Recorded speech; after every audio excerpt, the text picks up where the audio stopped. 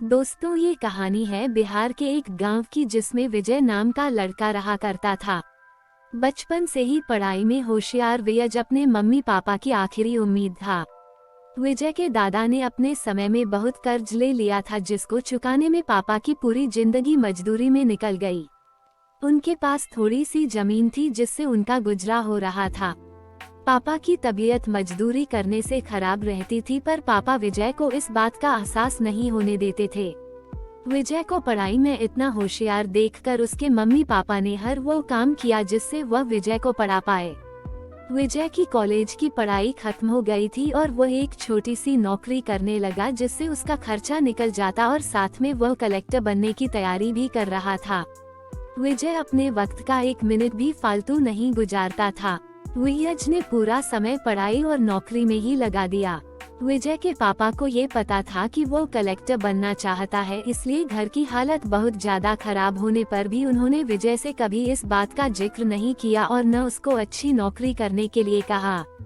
लगातार 2 साल तक विजय पास नहीं हो पाया। उसके बाद भी उसके पिता ने अपना घर और जमीन गिरवी रखकर विजय को आईएएस की कोचिंग ज्वाइन करवाई और उसकी नौकरी भी छुड़वा दी और केवल पढ़ाई करने को कहा।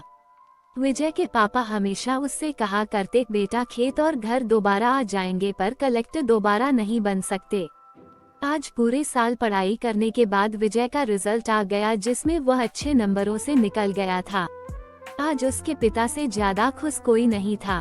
ऐसा लग रहा था जैसे विजय का सपना पूरा होने वाला है, पर भगवान को कुछ और ही मंजूर था।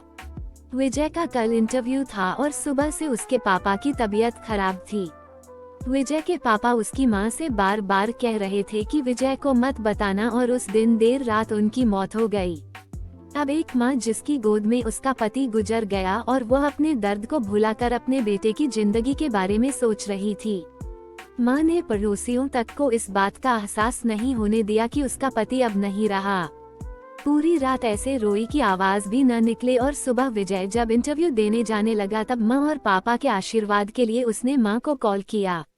मां ने पूरी हिम्मत लगा दी अपना सच छुपाने के लिए और विजय को आशीर्वाद दिया। और जब विजय ने पापा से बात करने को कहा तो मां बोली, पापा अब तुमसे बात नहीं करेंगे, वो कलेक्टर से बात करेंगे।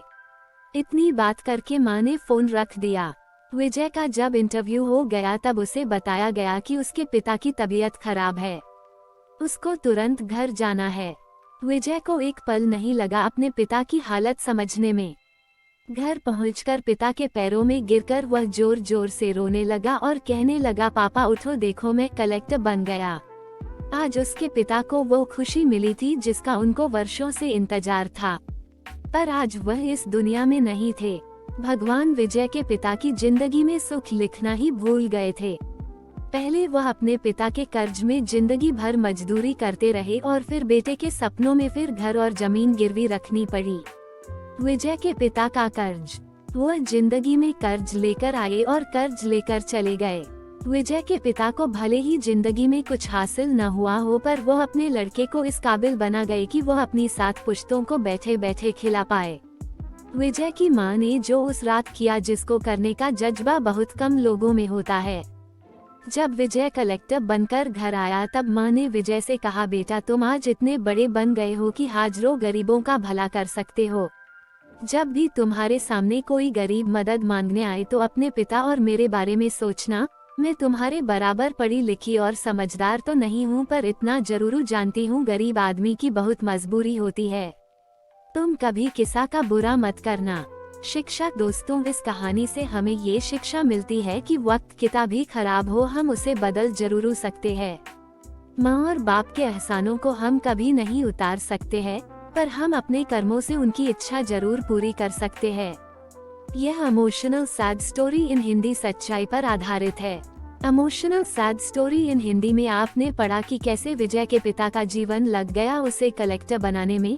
जब भी कोई किसी पोस्ट पर या जीवन में बहुत ऊपर किसी पद पर पहुंच जाता तब उसमें बहुत सारे लोगों की मेहनत और त्याग लगता है। जब हम 2 मिनट में किसी को अच्छा या बुरा कह देते हैं तब हम उसके जीवन का संघर्ष भूल जाते हैं। किसी अधिकारी, नेता या बिजनेस को बुरा भला कहने से पहले उसके पीछे की मेहनत और त्याग के बारे में जरूर सोचें। धन्यवाद। नोट: इसी तरह की कहानी सुनने के लिए हमारे चैनल हिंदी स्टोरी 17 को सब्सक्राइब एंड लाइक और बेल आइकन को प्रेस जरूर करें।